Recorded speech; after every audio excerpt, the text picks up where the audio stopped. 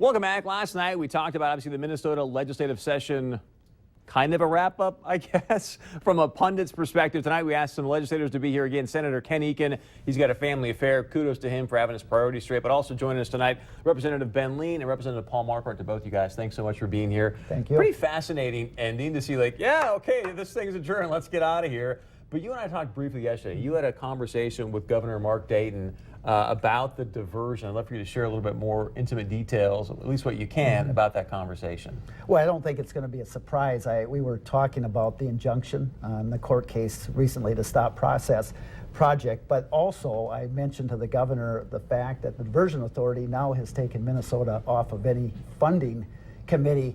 And I don't think it will be a surprise, but he was not pleased with that. So I just think it's another mistake by the Diversion Authority, and the fact that it seems like if someone disagrees with them, then they ignore their voices, and I think it's just another example of that. And I just think you've got to follow process, you have to follow the law, and you have to listen to the folks who are really being impacted by this. But I think also the people of North Dakota want to see an olive branch from you guys. So my question to you is, did you put in any of your bills any funding for the FM diversion project?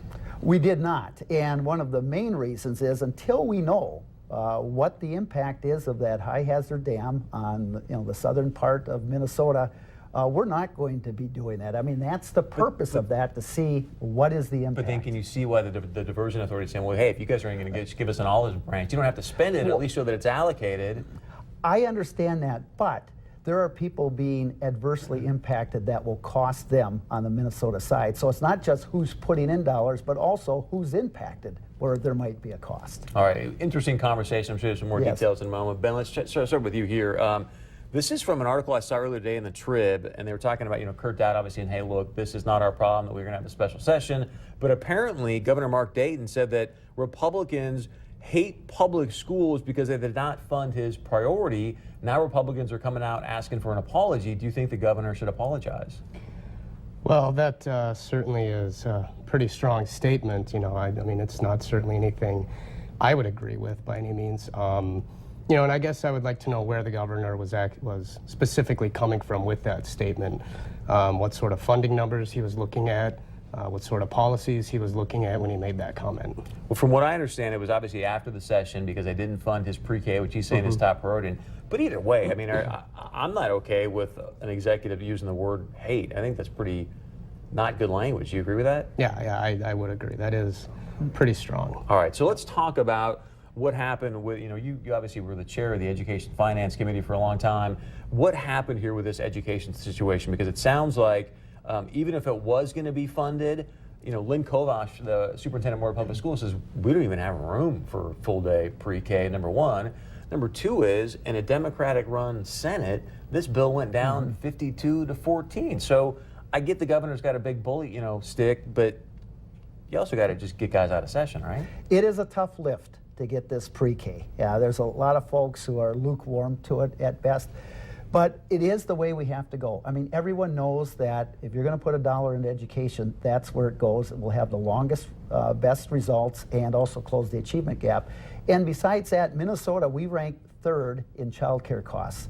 For a 4-year-old, it's going to cost a parent about $11,000 a year of child care. This helps those parents. And the main thing also, it's voluntary. People are saying, well, you're forcing kids. No, it's voluntary. But let me add one more point.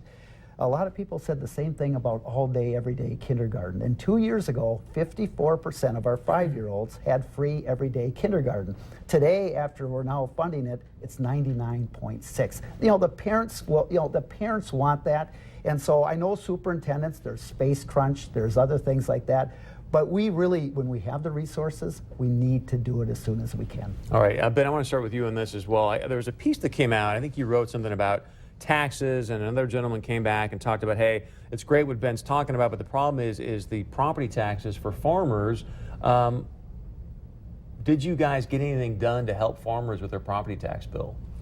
Unfortunately, unfortunately we did not. And we, both Representative Marquart and Senator Eakin and I met with Clay County farmers twice here this year, talking about ag property taxes and how they've seen a higher burden of the county's levy that they're paying.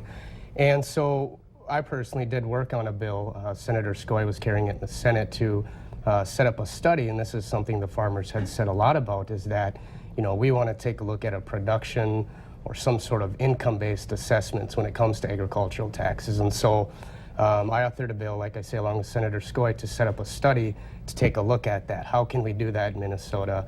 The last study, or the last really take the state had on this issue, was in 1991. So I think it was pretty good, if we are going to move strongly in this direction, that we have as accurate, as up-to-date numbers as possible. I got 90 seconds left. Ben, I want to give you 30 of it. The greatest accomplishment this session for Greater Minnesota was? I do have to say the rebasing or the restructuring of nursing homes in the Health and Human Services bill. That was something that I did vote for. I was disappointed to see that there was no rate increase for long-term care facilities, but that was a good provision to get funding for nursing homes across Minnesota up to par. That's what a couple guys said last night. Paul, I got 60 seconds for you. Kurt Dow came out today and said, hey, I think we can get this special session or get this thing wrapped up without even calling a special session. One, is that even possible? I don't know how that's possible, because you have to have a new funding And secondly, bill. what do you see happening here? What are going to be the bargaining chips, and what's going to allow you guys to, okay, everyone's maybe not happy, but we got this thing done and we can now all go home? I'm hoping the sides can come together on education bill, but I'm also hoping, if we go back in a special session, that we still have a chance to revisit the transportation and tax debate.